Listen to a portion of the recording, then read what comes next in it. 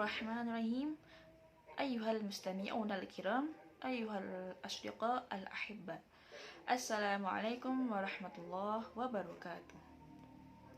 Alhamdulillah, naltaqi fi marratan thaniyah fi hadzal fasl fil madda al-ilmu al-aswad ma'a firqatil ula, yani ana Farhatun Nisal Hamidah wa Maulidiya Anggita Rahma wa Anisatul Jannah.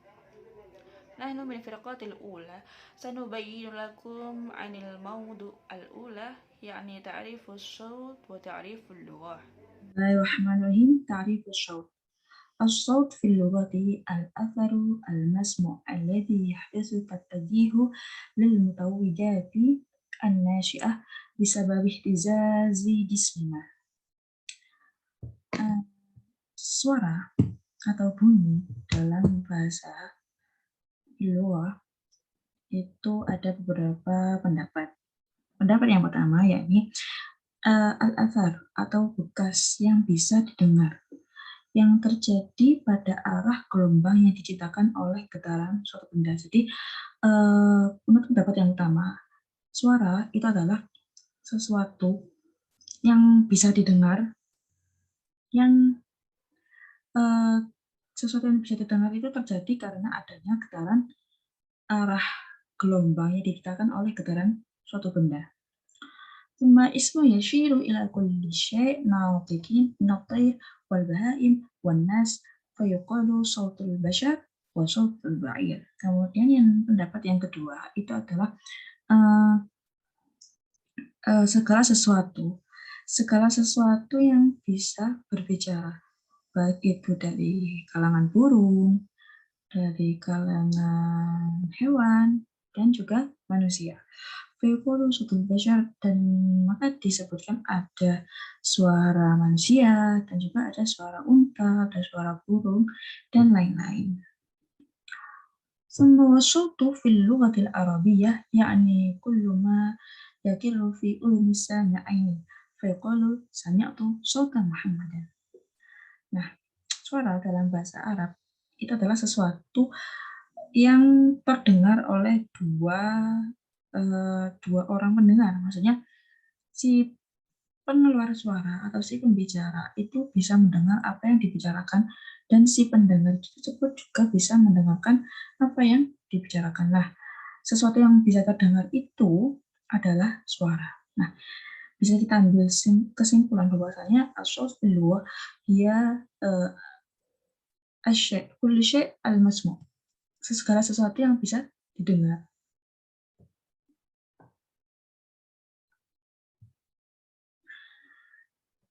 Ta'rifus saut fil istilah. Kemudian di sini adalah pengertian suara dalam istilah. Huwa ahadu ashkal at-taqati allati tasduru 'indama tahtazzu juz'iyatul hawa wa tataharraku fi namatin mu'ayyanin yatluqu 'alaihi ismul mawjati as-sautiyah. Suara dalam istilah itu adalah salah satu bentuk energi yang dilepaskan ketika partikel udara bergetar dan bergerak dalam pola tertentu yang disebut gelombang suara. Nah, pendapat pertama ini menyebutkan bahwasanya suara itu adalah sesuatu bentuk energi yang dilepaskan ketika ada partikel-partikel udara yang dilepaskan di udara. Nah, energi tadi itu tersebut bergetar dan bergerak dalam pola tertentu. Nah, kalau di fisika itu ada hitungannya kan ya, tentang suara, gelombang suara. Nah, itu kan ada hitungannya. Nah, mungkin pendapat pertama itu seperti itu. Nah, ini disebut gelombang suara. Sesuatu yang bergerak dan bergetar dalam partikel udara itu disebut gelombang suara. Yang kedua, huwa hawa'un yakhrujul minal ri'ati wa yata'atharu bil ahbali as-sawtiyati wa tashkilu maqati'a minal hurufi takhruju minasyafatain awil lisan al-halq. Pendapat yang kedua itu adalah suara itu adalah udara yang keluar dari paru-paru dan dipengaruhi oleh pita suara. Kemudian dari paru-paru dan dipengaruhi oleh pita suara itu membentuk huruf-huruf, bagian-bagian huruf yang keluar dari bibir, dari lidah, atau dari tenggorokan. Jadi, pendapat yang kedua itu adalah suara itu berasal dari udara yang dari paru-paru, kemudian dipengaruhi oleh pita suara. Pita suara itu ada di sini kan ya. Nah, itu membentuk huruf-huruf yang dikeluarkan oleh bibir dan lidah dan juga tenggorokan. Nah, bisa kita ambil kesimpulan bahwasanya bunyi itu adalah sesuatu yang bisa didengar, yang terbentuk dari gelombang udara yang dikeluarkan dari paru-paru dan dipengaruhi oleh pita suara. Seperti itu. Apa kaitannya dengan bunyi antara baina syaut wal lugah? Apa kaitannya antara suara dan bahasa? Nah, nanti kita akan melanjutkan pada pembahasan berikutnya oleh teman-teman saya. Sekian. Assalamualaikum warahmatullahi wabarakatuh. Uridu an astamir min ukhti Farhatun Nisa. Ana mabhas an lughah, yakni bahasa. Lughah hiya kemampuan yang dimiliki manusia untuk berkomunikasi dengan manusia lainnya, misalnya menggunakan kata dan atau gerakan tubuh. Menurut pakar linguistik bahasa Arab dan Indonesia, ada 4 ilmuwan. Yang pertama yakni linguistik dari Amerika. Dari Bernard Board and Gould mendefinisikan bahasa sebagai system of library vocal symbols by means of which a special group competence. Athani yakni min Abul Fattah Ibnu Jinni fi kitabuhu yakni lughah hiya rangkaian bunyi ajaran sebagai media untuk menyampaikan tujuan setiap kelompok masyarakat. Yang ketiga, fil lughah Arabiyah yakni fa innaha aswatun ya'biru biha kulla qaumin an ghairi duhum. Yang ketiga yakni dari Godskelaf, bahasa adalah alat untuk berkomunikasi satu sama lain dan berupa simbol bunyi yang berasal dari alat ucap yang dimiliki manusia. Yang keempat yakni dari Harimurti Kridalaksana. Bahasa adalah lambang bunyi yang arbitrer yang dipakai oleh masyarakat dalam berinteraksi, mengidentifikasi dari serta bekerja sama.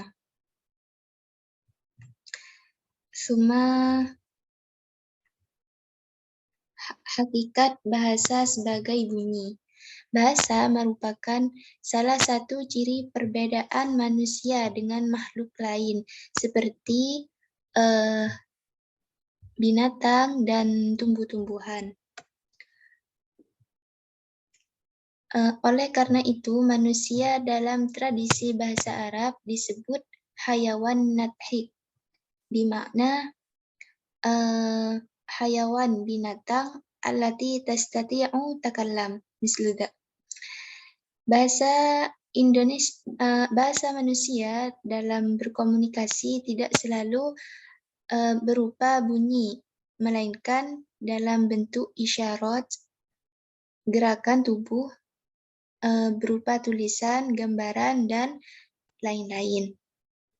Namun demikian, bahasa yang berupa bunyi, ujaran, tetap merupakan bahasa yang lengkap dan mudah dipahami. Oleh karena itu, berbicara tentang bahasa dalam ilmu linguistik selalu dikaitkan dengan bunyi.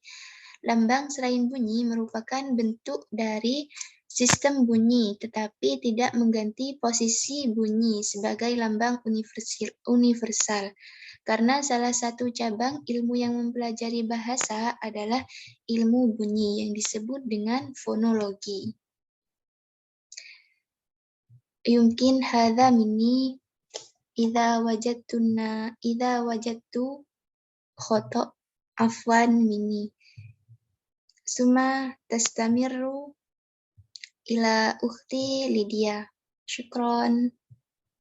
Pengertian dari fonologi, fonemik, dan fonetik. Yang pertama, fonologi.